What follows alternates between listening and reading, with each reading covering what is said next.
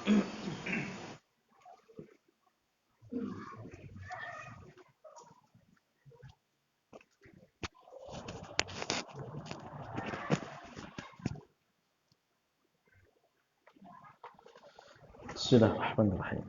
Assalamualaikum warahmatullahi wabarakatuh.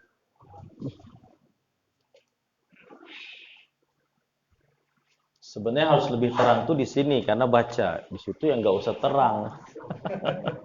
Tapi insya Allah bisa terbaca, ya. Masanya wajah saya nanti jadi buram di kameranya itu kan. Udah mah hitam buram lagi. Enggak apa-apa.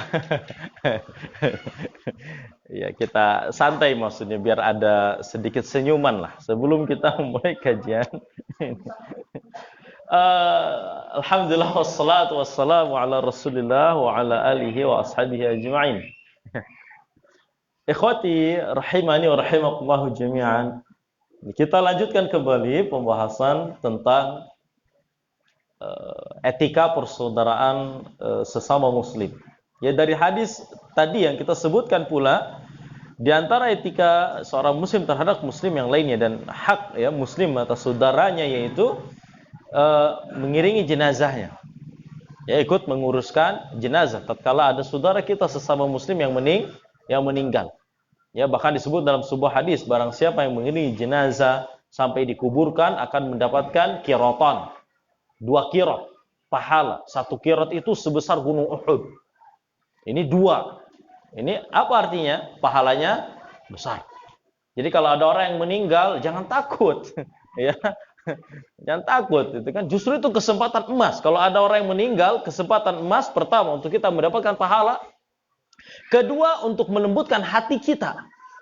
Ketiga, untuk kita mendapatkan pelajaran bahwasanya kita juga akan seperti itu. Akan mati. Lalu kita pikirkan ya, apa kiranya akan kita bawa setelah kematian. Karena kita pun pasti akan mengalami kejadian tersebut. Jadi iringilah jenazah saudara kita. Walaupun dia seorang yang fasik. Walaupun dia seorang yang fasik. Pernah nyuri, pernah begal, pernah mabuk. Selama kita saksikan secara zahirnya, dia masih mengucapkan syahadat, ikuti, iringi jenazahnya. Ya, iringi jenazahnya. Ya.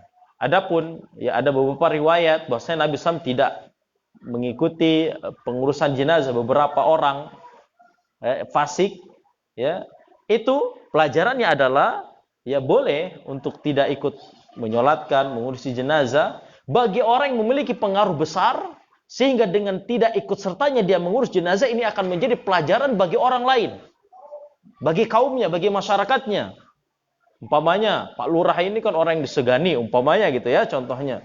Ya, setiap orang berandai-andai bercita-cita kalau mati ya ingin disolatkan Pak Lurah, Pak Ustadz ya, ingin diurusi jenazahnya oleh ya beliau. Ternyata ada orang fasik meninggal, ya begal meninggal.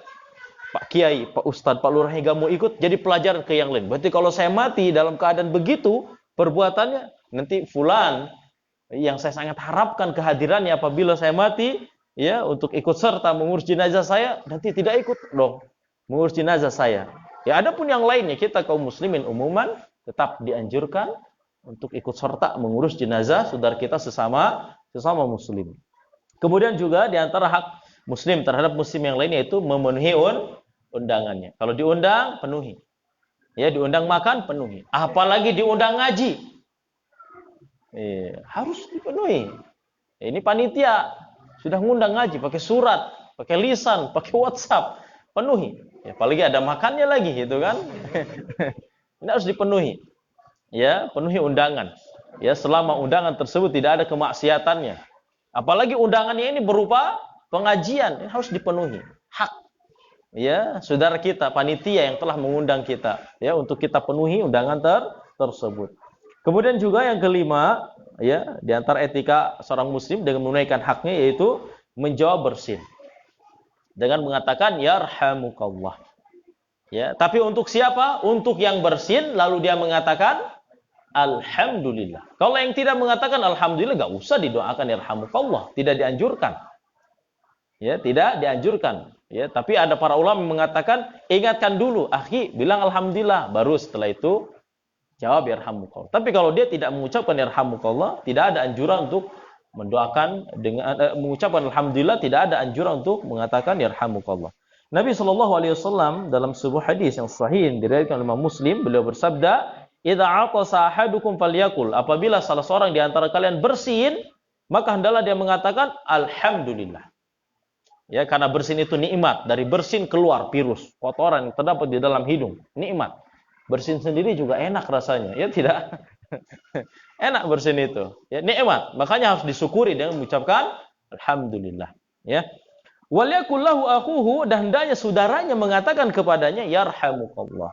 Semoga Allah merahmatimu. Fa idza qala lahu yarhamukallah, apabila saudaranya ini mengatakan kepadanya yarhamukallah, maka orang yang bersin tadi menjawab kembali dengan yahdikumullahu wa yuslihu balakum. Semoga Allah memberikan petunjuk kepadamu dan memperbagus urusanmu. Masya Allah. Inilah muslim dengan muslim saling mendoakan. Makanya jangan lupa. Ya, kalau bersin mengucapkan alhamdulillah, kalau ada yang bersin mengucapkan alhamdulillah, jawab dengan yarhamukallah, lalu balas lagi dengan yahdikumullah wa yuslihu balakum. Hafal tidak doanya? Harus hafal, ya. Masa tidak hafal, ya? Anak-anak kecil saja hafal, ya. Kemudian juga di antara hak muslim atas muslim yang lainnya dan riwayat yang lain, yaitu idastansahaka fansahu. Apabila dia meminta nasihat, ya, maka berilah nasihat. Ya, kalau ada saudara kita, ya, terutama ini kepada para ustadz, ya, para kiai. Kalau ada, ya, di antara masyarakat saudara yang meminta nasihat, jangan pelit untuk memberikan nasihat. Ya, walaupun permintaannya umum, Ustaz, tolong berikan nasihat. Jawab saja, ittaqillah, bertakwa kepada Allah. Ini para ulama sering mengatakan itu. Bingung, ngasih nasihat apa ini? Udah, ittaqillah saja. Bertakwalah kepada Allah. Sudah cukup itu menunaikan hak saudaranya, ya. Kemudian ikhwati rahimani wa rahimakumullahu jami'an. Yang berikutnya, ini sebenarnya ada 22 poin. Kita akan pilih-pilih yang saya rasa perlu untuk disampaikan lebih dulu. An yuhibba lahu ma yuhibbu li nafsi wa yakrahu lahu ma yakrahu li nafsi. Dalam kitab Minhajul Muslim. Ini kitab yang saya pakai, kitab Minhajul Muslim. Ya. Hendaknya dia mencintai untuk saudaranya seperti apa yang dia cintai untuk dirinya. Dan membenci untuk saudaranya apa yang dia benci untuk dirinya. Ini prinsip seorang muslim itu hendaknya selalu berpikir bagaimana saya bisa membantu saudara saya. Itu. Ya, bukan malah sebaliknya bagaimana saya menjatuhkan saudara saya, bukan. Makanya ya dia akan mengatakan saya cinta untuk saudara saya apa yang saya cintai untuk diri saya. Saya ingin sukses. Ya, dan sukses, alhamdulillah, punya tips-tips rahasia dalam kesuksesan ini. Berbagilah untuk saudaranya yang lain yang memerlukan informasi tersebut. Gak usah pelit. Ya, saya lulus, ya, dalam ujian PNS. Saya punya tips-tips. Ya, bagaimana bisa lulus? Kabari saudaranya. Ya, akan ikut PNS umpamanya. Ya, saya bisa berhasil ini, berhasil itu. Kabari saudaranya yang lain juga. Ya. Saya ingin sehat, ingin begini, ingin begitu. Kabari saudaranya yang lain juga. Hendaknya kita menginginkan kebaikan untuk saudara kita, sebagaimana kita menginginkan kebaikan itu untuk diri kita. Dan tidak usah takut. Ketika kita melakukan kebaikan itu terhadap saudara kita. Gak usah takut saingan usaha, gak usah. Allah membagi rezeki untuk hamba-hambanya. Ya, mudah-mudahan dengan begitu kita akan mendapat keberkahan. Ya, akan timbul rasa saling mencintai antara kita. Ya, ini yang harus menjadi prinsip seorang muslim. Begitu pula sebaliknya, dia akan membenci ya untuk saudaranya, bukan kepada saudaranya ya, ini bahasanya, untuk saudaranya. Apa yang dia benci untuk dirinya? Saya tidak ingin sakit. Maka hendaknya perasaan ini pun kita jadikan untuk saudara kita. Saya tidak ingin saudara sakit. Saya tidak suka kebangkrutan. Hendaklah perasaan ini juga kita jadikan untuk saudara kita. Saya tidak ingin saudara saya ini bangkrut dalam usahanya. Saya tidak suka kelaparan. Saya tidak mau miskin. Saya tidak mau gagal. Hendaknya ini juga kita jadikan untuk saudara kita. Saya tidak ingin saudara saya ini, tetangga saya ini, apalagi ada hubungan kerabat, bangkrut miskin, sementara kaya sendiri saya. Tidak boleh seperti itu. Ya, jadi ini ya seorang muslim itu membenci ya untuk saudaranya apa yang dia benci untuk dirinya. Tidak ingin merasa selamat sendiri lalu saudaranya dibiarkan binasa. Enggak boleh seperti itu. Ya, di jalan naik motor berdua, saudaranya dibegal, dibiarkan aja dihajar sama orang. Dia kabur selamat sendiri. Bantu itu kan. Seperti itulah ya persaudaraan sesama muslim. Makanya oleh Nabi SAW diibaratkan sebagai satu tubuh, diibaratkan sebagai sebuah bangunan yang saling menopang satu sama lain, ya, yang saling merasakan penderitaan yang dialami oleh orang lain dan ikut merasakan senang ya tatkala saudaranya senang. Jangan sebaliknya. Saudaranya senang, ini bersedih. Saudaranya sedih, dia senang. Enggak boleh. Apa macam saudara apa macam ini? Ya, tidak ada seperti itu di dalam Islam, ya. Taib. Ini dia di antara adabnya ya etika seorang muslim terhadap muslim yang lainnya. Kemudian juga ya an yansurahu wa la yakhdhuluhu fi ayyi mawtinin ihtaja fihi ila nasrihi wa ta'yidi. Hendaknya ya dia menolong saudaranya ya dan tidak merendahkannya ya di mana dalam keadaan dia membutuhkan pertolongan kita. Tolong saudara kita ya dan hendaknya menolong itu timbul dari diri kita permulaan, bukan harus nunggu dulu dimintai tolong. Udah tahu saudaranya kesakitan ya kemudian tidak ada kendaraan untuk pergi ke rumah sakit, tidak ada biaya untuk berobat, sementara dirinya punya kendaraan, punya biaya, cuek seakan-akan tidak tahu apa yang dialami oleh saudaranya, penderitaan yang dialami oleh saudaranya. Enggak boleh seperti itu.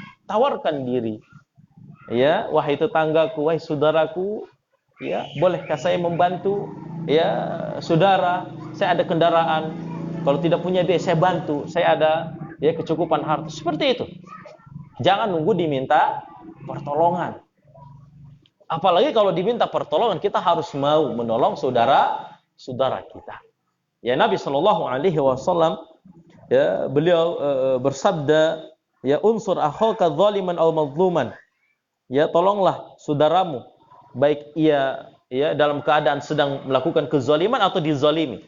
Ini dalam kasus kalau ada kezaliman ini terjadi, ya kita harus tolong kedua-duanya. Bagaimana menolongnya? Orang yang zalim kita tolong agar tidak melakukan kezaliman. Orang yang dizalimi kita tolong agar tidak dizalimi. Kemudian Nabi SAW dalam sebuah hadis yang lain beliau pernah bersabda, Innallaha fi 'aunil 'abdi maka al-'abdu fi 'auni akhihi. Allah Subhanahu wa taala akan menolong seorang hamba ya, selama hamba itu suka menolong terhadap saudaranya sesama muslim, ya. Kemudian ikhwati rahimani wa rahimakumullahu jami'an. Kemudian etika yang berikutnya ya, yaitu hendaklah ya seseorang muslim itu tidak boleh mengganggu, menyakiti saudaranya yang lain. Gak boleh. Baik itu dengan ucapan ataupun perbuatan ataupun sikap. Gak boleh. Ya, kita harus hassas, punya kepekaan terhadap saudara kita. Ya, jangan sampai kita enak sendiri, saudara kita terganggu. Gak boleh seperti itu. Ya, seperti umpamanya ya bermusik-musik umpamanya tengah malam atau malam-malam orang istirahat diganggu, nggak boleh seperti itu. Jangankan bermusik-musik, ngaji aja kalau sampai mengganggu orang lain itu tidak boleh. Tidak boleh juga ya mudah keluar dari lisannya perkataan yang menyakiti saudaranya, nggak boleh. Apalagi dengan tangannya, ya gampang marah, gampang mukul, ya gampang bacok orang, nggak boleh. Gampang bunuh orang. Ya, karena sering saya dengar ya berita ini di Lampung ya umuman gitu kan. Sepertinya ini berantem bacok, ini ngambil motornya dibunuh gitu. Enggak boleh seperti itu. Tidak boleh ya. Ini dilarang. Nabi Shallallahu alaihi wasallam beliau pernah bersabda, "Kullul muslim 'alal muslim haram, damuhu wa maluhu wa 'irdu." Muslim terhadap muslim yang lainnya itu haram, darahnya, hartanya dan kehormatannya. Hadis sahih diriwayatkan Imam Muslim. Ya, haram untuk kita ya menumpahkan darahnya, ya membunuhnya enggak boleh. Mengambil hartanya, mencurinya, membegalnya enggak boleh. mengganggu kehormatannya, dijelek-jelekan, dicaci maki, dihina, ya, disebarkan aibnya, itu enggak boleh. Ya, kemudian juga Nabi Shallallahu alaihi wasallam bersabda, la yahillu li muslimin an yurawwi'a musliman. Sebuah hadis yang diriwayatkan oleh Imam Ahmad dalam kitab Musnadnya dan Imam Abu Dawud dalam kitab Sunannya. Tidak halal bagi seorang muslim untuk menakut-nakuti seorang muslim yang lain.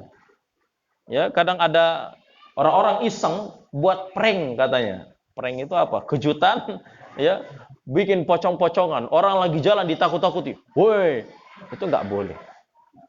Ya, menakut-nakuti orang itu enggak boleh. Ini dalilnya. Ya, menteror apalagi dengan melakukan pemboman umpamanya, terorisme. Itu kan menakut-nakuti sebenarnya. Sehingga orang takut. Ini enggak boleh.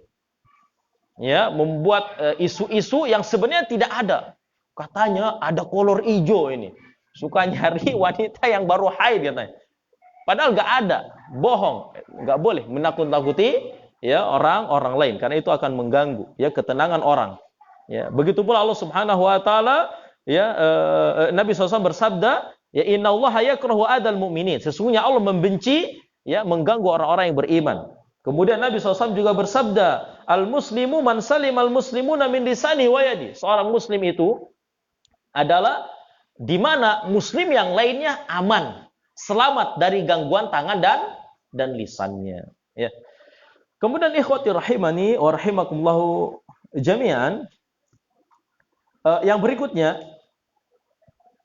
an yatawadda'a lahu wa la yatakabbar 'alaihi, ya, wa la yuqimahu min majlisil mubah liyajlis fihi. Yaitu hendaknya kita itu bertawadu terhadap saudara kita dan tidak sombong. Tidak sombong, tidak merasa tinggi terhadap saudara kita yang lain. Walaupun kita memang pada kenyataannya orang kaya, memiliki kedudukan, punya ilmu, tapi tidak boleh lantas ya dengan mudah merendahkan orang lain, enggak boleh.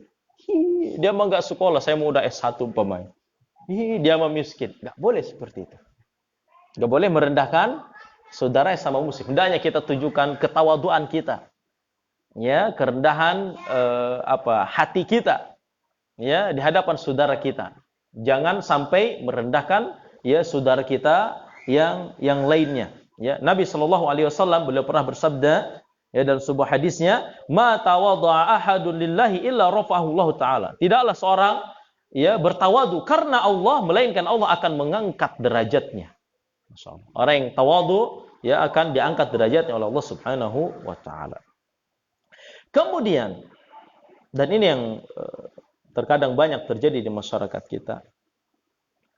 Seorang muslim dengan muslim yang lainnya, saudaranya seagama, apalagi senasab, sedara, gak boleh berantem, gak boleh ribut, gak boleh bermusuhan, gak boleh saling berpaling, tidak mau tegur sapa, tidak mau berjumpa, tidak mau saling mengucapkan salam, menampakkan permusuhan, tak boleh. Haram perbuatan itu. Dilarang oleh ya agama Islam.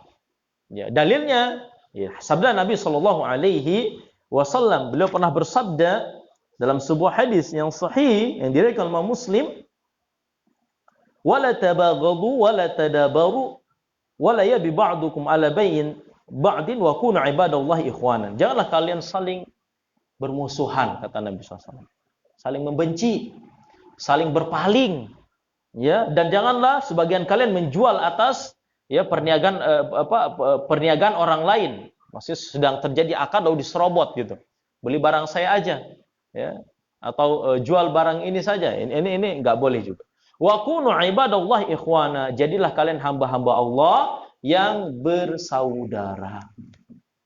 Ya. Kemudian juga Nabi Shallallahu alaihi wasallam beliau pernah bersabda dalam sebuah hadis yang diriwayatkan oleh Imam Bukhari dan Imam Muslim tentang keharaman bermusuhan, ya, saling berpaling, ya, tidak mau berjumpa, tidak mau bertegur sapa.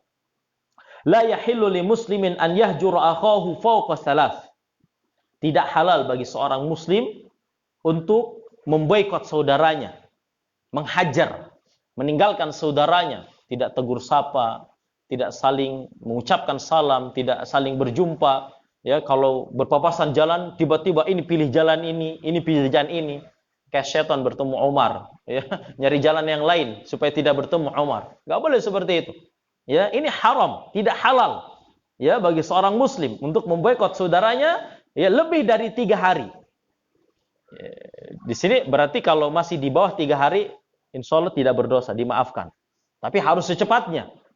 Ya, yaltaqiyan fayu'ridu hada wa yu'ridu hada. Ya, duanya berjumpa, lalu ini berpaling, malingkan wajahnya. Ya, yang ini juga berpaling, malingkan wajahnya. Enggak boleh. Ya, kemudian wa khairuhuma alladhi yabda'u bis salam. Yang terbaik dari keduanya adalah yang memulai mengucapkan salam. Yang memulai perdamaian.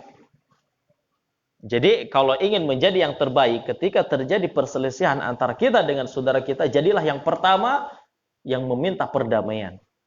Yang mengucapkan salam tandanya. Ini yang harus kita lakukan. Jangan saling gengsi. Tapi kan saya tidak bersalah. Dia yang pertama. Hatta walaupun kita merasa tidak bersalah, ya, tidak akan mengurangi kehormatan kita ketika kita datang meminta maaf. Ya, meminta untuk diridhoi ya atas perselisihan yang terjadi. Ini justru yang ada akan mengangkat derajat kita. Ya, jadi seperti itu. Dan enggak boleh, haram. Masa sesama muslim bermusuhan? Ya, sesama yang sudah ngaji di Al-Ikhlas saling bermusuhan, ini enggak bagus.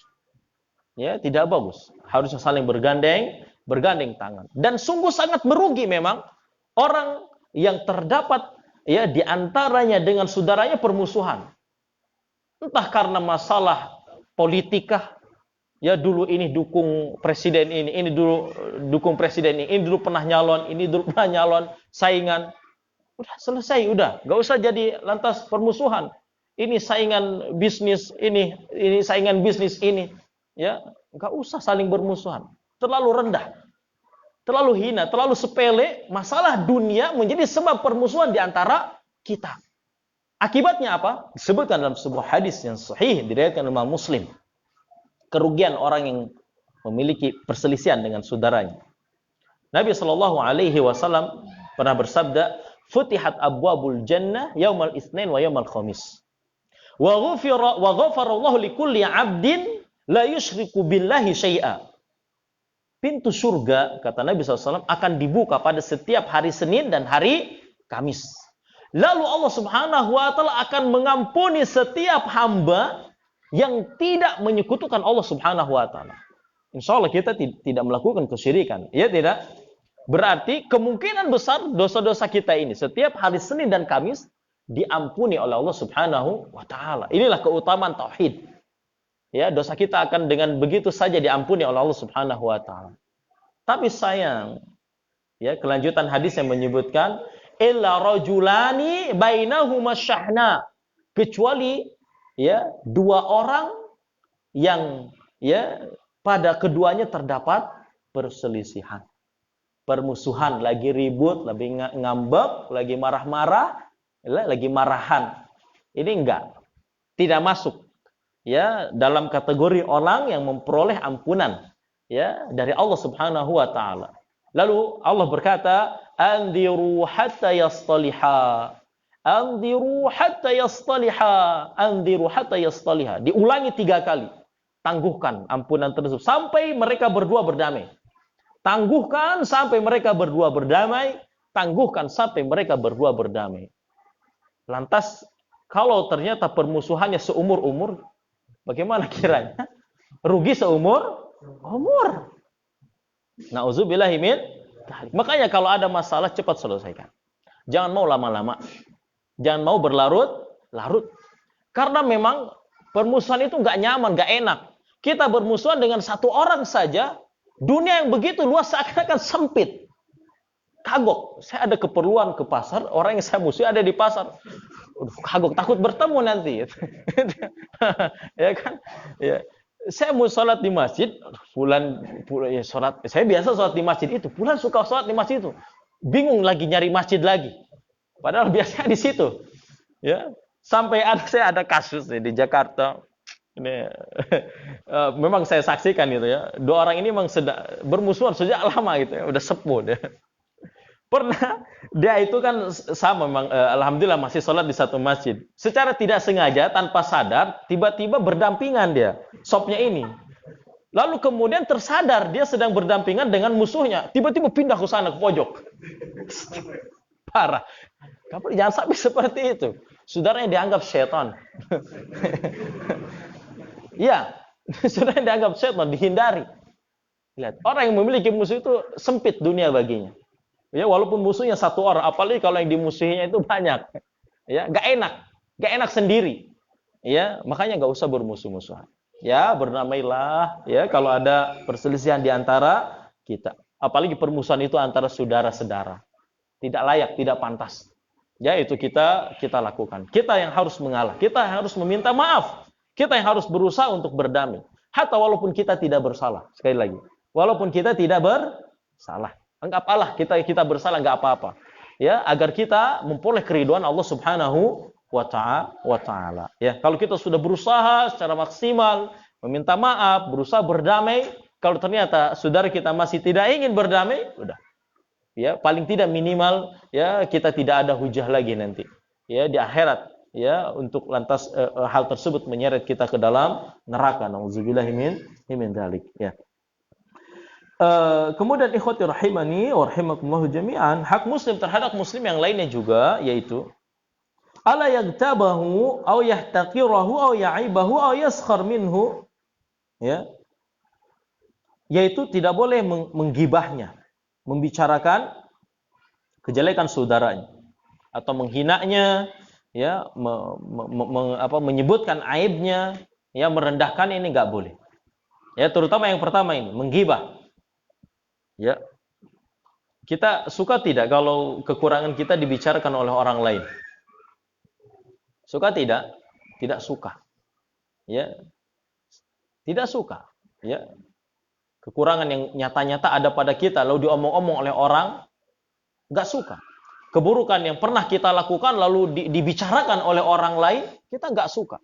Apalagi kalau ternyata yang dibicarakan tentang kita adalah sesuatu yang tidak pernah kita lakukan, yang tidak ada pada diri kita. Ini apa namanya? Fitnah. Kita tidak suka seperti itu, ya, terhadap orang yang melakukan hal tersebut terhadap kita. Dan orang lain pun sama. Gak suka kalau aibnya itu dibicarakan oleh kita. Masa lalunya yang kelam, dulu pernah begini, pernah begitu, lalu kita omong-omongkan. Gak suka sama. Apalagi ya kita menuduh, membicarakan sesuatu hal yang dia tidak lakukan.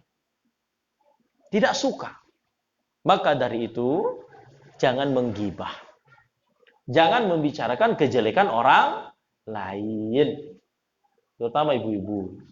Ya, emak-emak, ya, jangan mudah membicarakan kejelekan ya saudaranya, tetangganya, atau siapa saja. Ini enggak boleh. Karena ghibah itu ketahuilah termasuk dosa besar. Ghibah itu termasuk dosa besar. Untuk menghapusnya kita harus bertobat kepada Allah Subhanahu wa taala, plus kita harus memperbaiki nama baik saudara kita yang sudah kita jelek-jelekan. Dulu kita membicarakan kejelekan orang tersebut di hadapan siapa? Ya, kalau di hadapan fulan datangi. Fulan tidak begini, tidak begini. Perbaiki nama baiknya kembali. Perbaiki reputasinya kembali. Ya, setelah kita hinakan kehormatannya dengan kita sebut-sebut kejelekannya. Dalam sebuah hadis, Nabi Shallallahu Alaihi Wasallam, sebagian diriwayatkan Imam Muslim dan kitab Sahihnya, beliau pernah bersabda, "Atadruna mal ghibah? Tahukah kalian apa itu ghibah?" Qalu, mereka berkata, "Allah wa rasuluhu a'lam." Allah dan Rasul yang lebih mengetahui. Qala, lalu Nabi SAW mengatakan, "Dzikruka akhaka bima yakrah." Yaitu engkau menyebut-nyebut saudaramu, ya, dengan apa yang dia tidak sukai. Ini ghibah. Ya. Jadi kalau ingin tahu ini ghibah atau tidak, kira-kira kalau kita berbicara tentang saudara kita di hadapannya tentang hal tersebut, dia akan suka tidak? Suka? Oh, berarti itu bukan ghibah.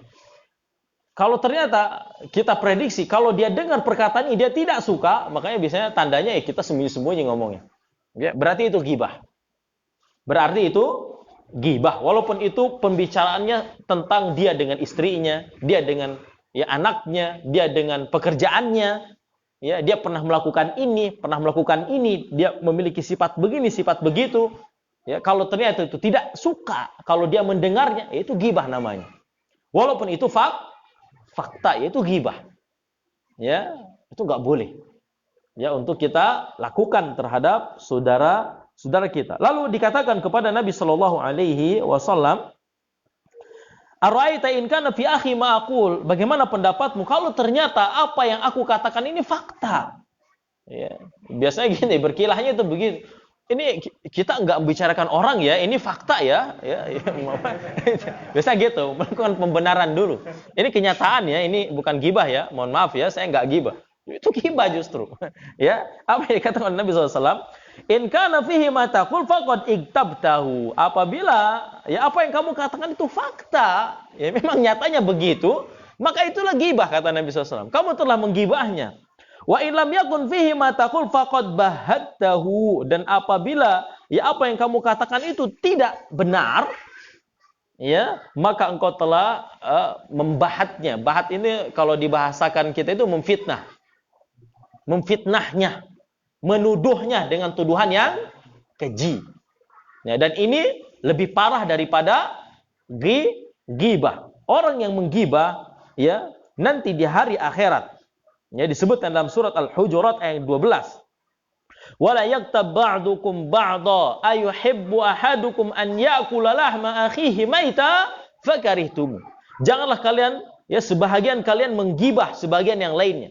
Apakah suka salah seorang di antara kalian untuk memakan daging saudaranya dalam keadaan bangkai? Pastilah kalian akan membencinya. Para ulama mengatakan, Syekh Utsaimin juga menyebutkan dalam Syarah Riyadhus Shalihin, tafsir ayat ini, orang yang menggibah nanti di hari akhirat akan diberikan kepadanya sesosok bangkai saudara yang dia bicarakan tadi. Lalu disuruh makan bangkai saudaranya tersebut. Ya, pasti tidak menginginkannya, ya tidak? Ya, maka itu jangan sampai kita berada di warung kopi, makan kopi, makan goreng singkong sambil makan daging saudara kita. Jangan sampai seperti itu. Ya, maksudnya adalah menggibah. Ya, menggosip. Ya, menggosip. Maka itu acara gosip, ya, menonton acara gosip atau mengadakan acara gosip itu hukumnya haram. Iya betul, haram. Karena itu gibah isinya semua. Iya betul. Acara-acara gosip di TV, ya ibu-ibu, mohon maaf ini bukan keras atau tidak. Yaitu aplikasinya emang begitu di dalam kehidupan nyata kita. Ya, dikemas dalam acara yang sangat menarik. Ya, ini fulan kena narkoba, fulan anaknya begini, fulan masuk penjara, ya, fulan tiba-tiba begini, lalu dibicarakan, disebarkan aibnya. Itu nggak boleh, itu ghibah. Itu ghibah, ya, dan termasuk juga yang tidak luput kadang menjelek-jelekan pemerintah. Presiden begini, presiden begitu, kurangnya ini, kurangnya itu. Itu juga sama ghibah. Sebagai rakyat yang baik, ya, daripada menjelek-jelekan presiden, ya, lebih baik kita doakan presiden kita supaya menjadi orang soleh, adil, ya, soleh, kemudian adil terhadap rakyatnya, ahli ibadah, sehingga membawa ya kita semua sebagai rakyat kepada ya jalan yang diridhoi oleh Allah Subhanahu wa taala. Tapi memang biasanya ya yang namanya menggibah itu seru. Seru, ada kenikmatan, ada kelezatan, ada kepuasan. Dan memang seperti itulah. Yang namanya dosa dihiasi dengan kelezatan, kesenangan, kepuasan, kenikmatan. Ya, makanya banyak orang yang jatuh dalam perbuatan dosa. Padahal itu tidak boleh dilakukan oleh seorang muslim. Ya. Kemudian yang terakhir, karena tadi sudah disebutkan waktunya. Hah? Udah habis? Hah? 8:30 katanya. Ya udah. Yaitu tidak boleh menipunya, tidak boleh mencuranginya. Ya, kalau kita usaha jualan jangan nipu saudara kita. Barang KW dikatakan grass, original, ya, timbangan ya padahal 8 on dikatakan 1 kilo. Itu nggak boleh. Ya, ini murni padahal berisi air. Itu kan? Ini nggak boleh. Seperti itu menipu saudara, nggak boleh. Ya, nggak boleh, haram. Ya, ini nggak boleh. Ya, Nabi Shallallahu Alaihi Wasallam beliau pernah bersabda dalam sebuah hadis yang diriwayatkan oleh Imam Muslim, "Man hamala alaina silah falaysa minna." Barang siapa membawa senjata kepada kami, maksudnya memberontak. Ya, memberontak terhadap pemerintahan, falaysa minna, maka dia bukan dari golongan kami, kata Nabi SAW. Wa man ghasyana falaysa minna, dan barang siapa yang menipu kami, mencurangi kami, maka dia bukan dari golongan kami. Jadi oleh Nabi SAW dianggap bukan dari bagian umatnya. Ini kan sangat mengerikan. Ya, maka jangan sampai ya kita terjatuh dalam perbuatan curang, menipu ya saudara kita sesama muslim. Ya. Wallahu taala alam bisawab. Ya, mungkin ini yang bisa kita sampaikan pada kesempatan malam hari ini. Untuk hal-hal yang masih belum jelas dan ingin ditanyakan, maka kami persilahkan. Ya.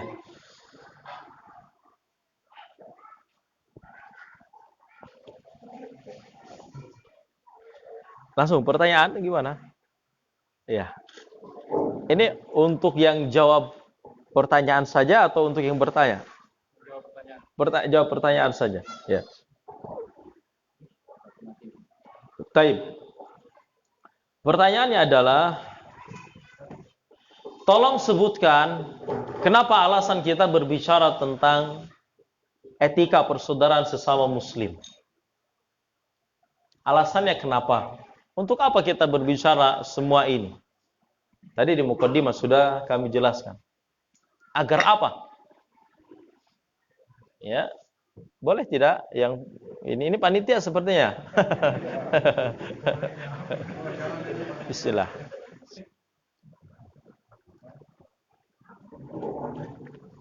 Ini hadiahnya amplop ini. Ya. Ya, amplop bersama buku insyaallah.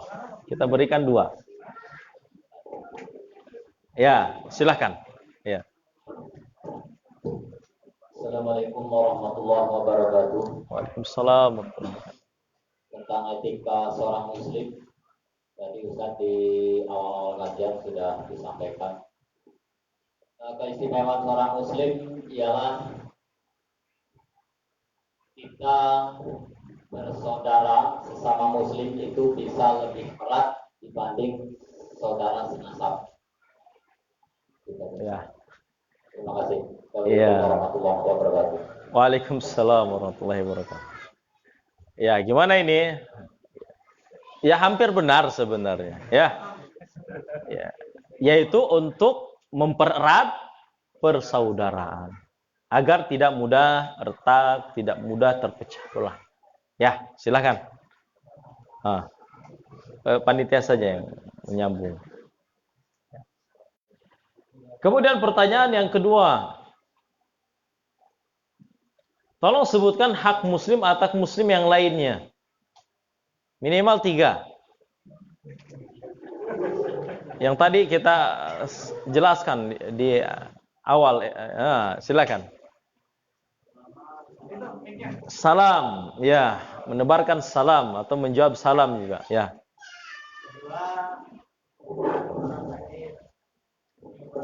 Menjenguk orang sakit, ya betul. Yang ketiga,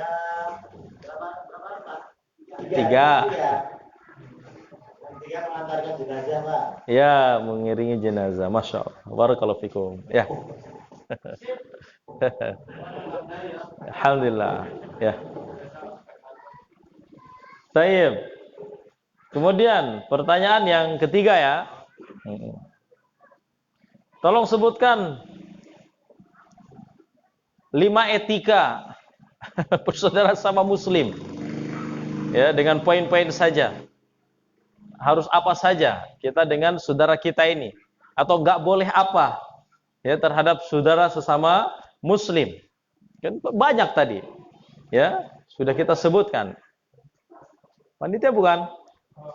Bukan. Silakan. Pamannya panitia. Oh, pamannya panitia.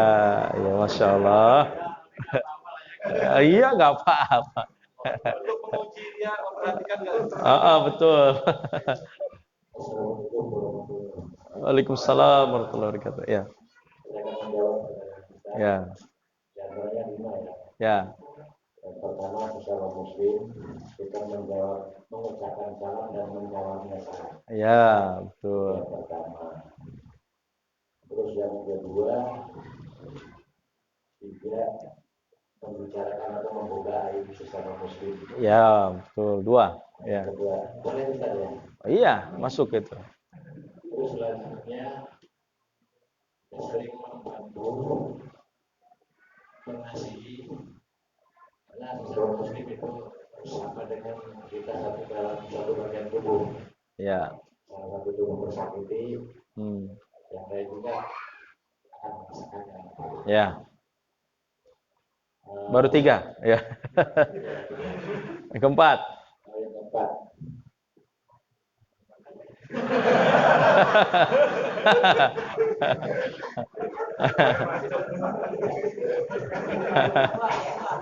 Ah, yang keempat,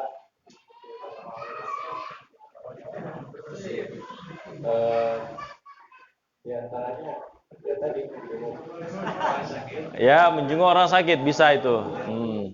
dia adalah orang yang fasik. Hmm. Walaupun dia orang yang fasik, Ya. bahwa itu menjenguk atau mengiringi saat dia meninggal dunia. Iya. Masya Allah. Ah. Menjawab apabila dia fasik. Ya. Dia mengucapkan alhamdulillah, Ah. kita menjawabnya tapi lupa. Jawabnya apa, Pak? Yarhamukallah. Ya. Yarhamukallah. Terus jawab lagi apa yang bersihnya?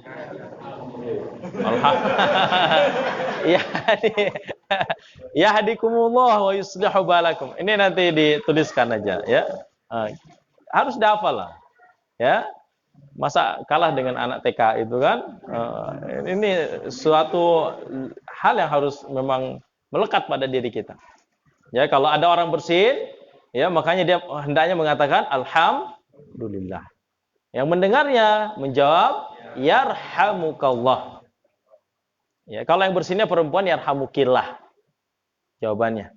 Ya, kalau tadi dia mengatakan yarhamukallah, yang bersin mengucapkan apa lagi? Yahdikumullah wa yuslihu balakum. Semoga Allah memberikan petunjuk kepadamu dan memperbagus urusanmu. Seperti itu. Masya Allah. Ya. Taib, ini dia. Kalau ada doa-doa yang lebih lengkap, sholat. Yang doa sehari-hari ada, tapi ini zikir pagi petang aja ya. Taib. Pertanyaan yang keempat. Ya. Di antara etika seorang muslim adalah tidak boleh bermusuhan.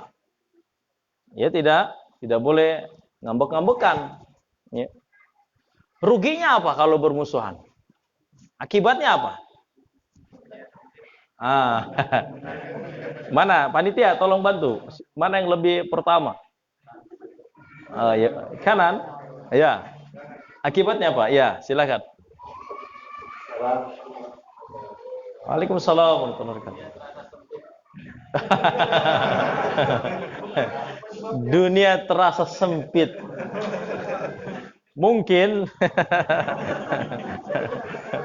kenapa itu yang diambil, tapi nggak mengapa.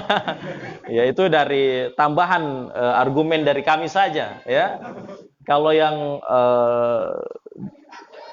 berdasarkan dalil yang tadi kita sebutkan, kira-kira apa akibat dari bermusuhan itu?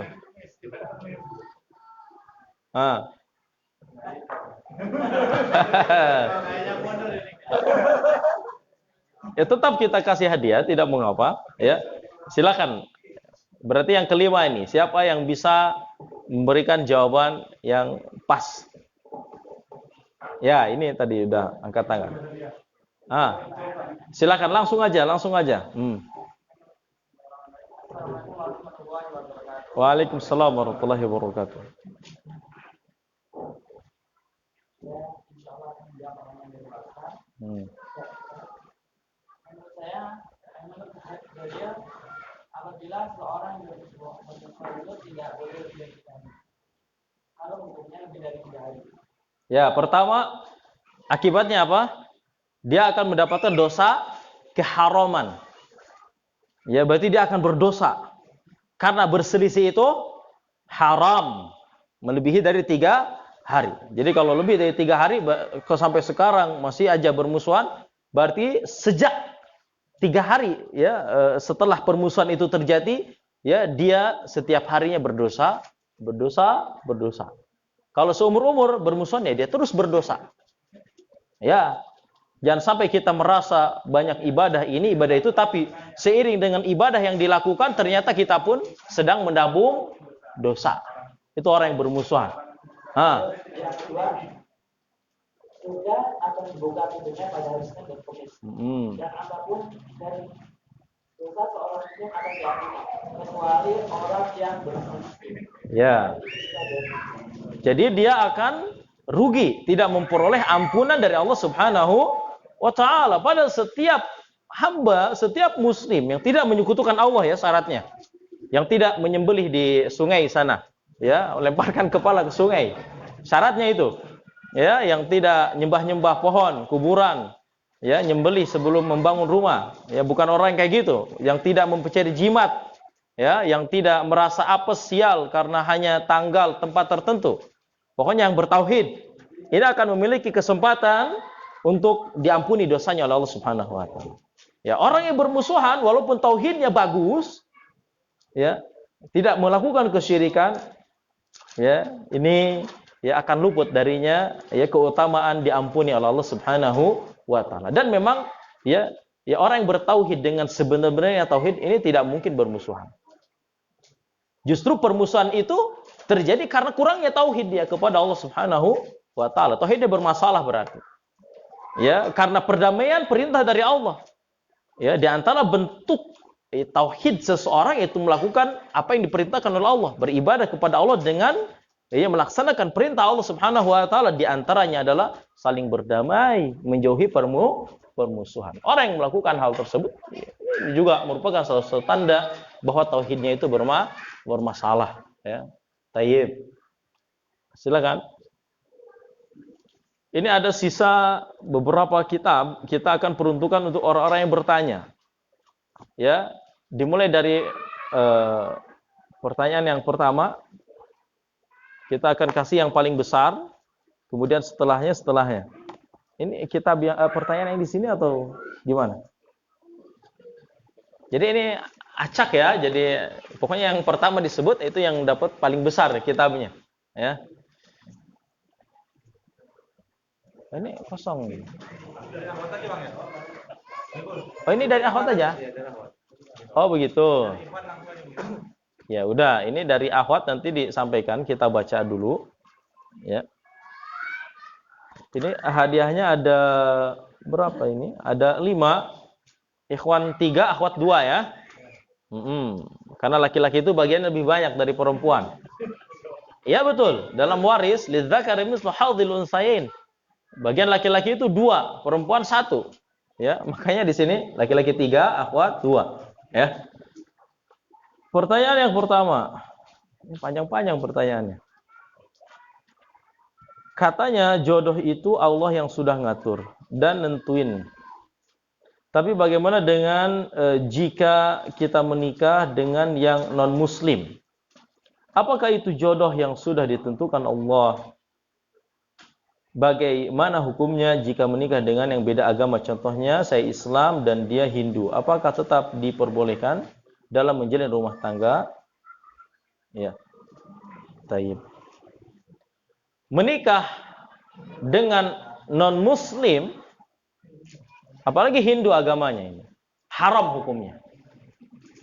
Ya, haram hukumnya. Apalagi kalau ternyata yang bertanya ini adalah wanita. Ya, jangankan dengan orang Hindu, dengan ahli kitab saja, dengan Nasrani saja, nggak boleh, haram. Secara mutlak.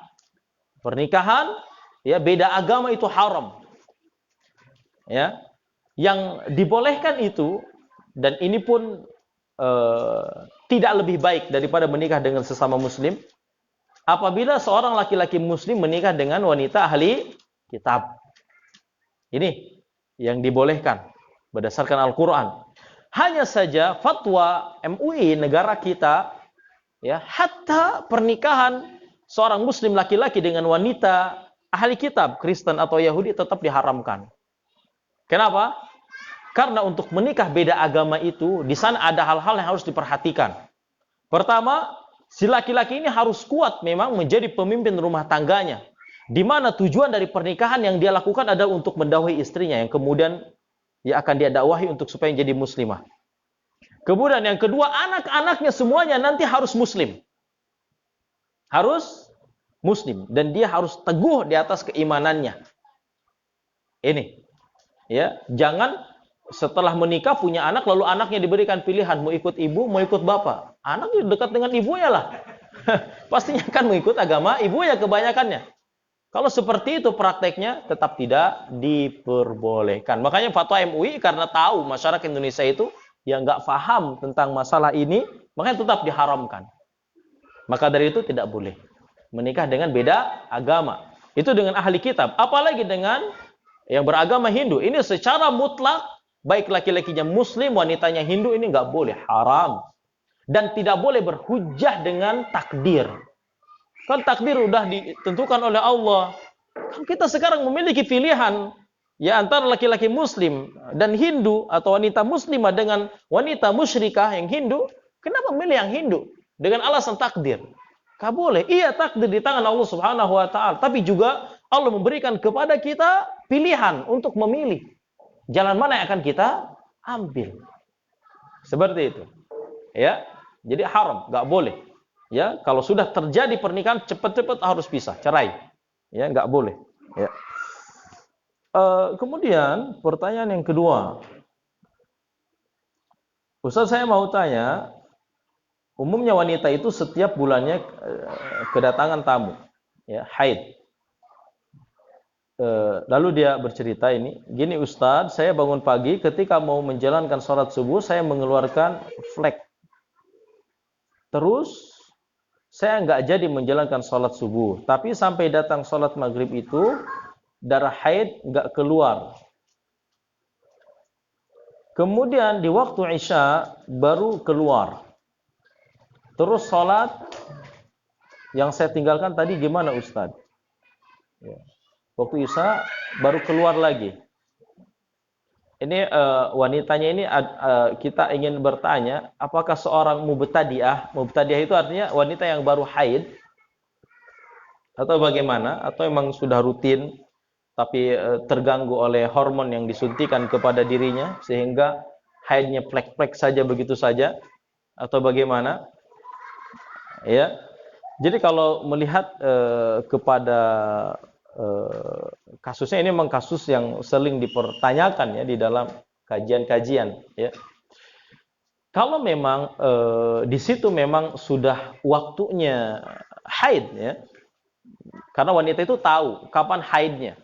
Pertengahan bulan, akhir bulan atau awal bulan atau setiap berapa hari dia haid, karena ya masing-masing wanita memiliki kebiasaan kapan haidnya dan dia tahu kalau memang itu bertepatan dengan waktunya maka itu haid.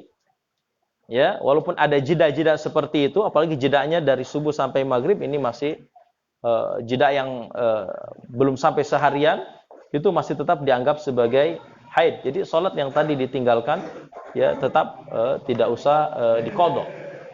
Ya, kecuali sholat subuh tadi. Kecuali sholat subuh, karena dia sudah masuk waktu subuh, ya. Dan ada kesempatan untuk sholat, hanya saya keburu haid, ditinggalkan, maka nanti ya hendaknya dia mengqadhanya karena sudah wajib.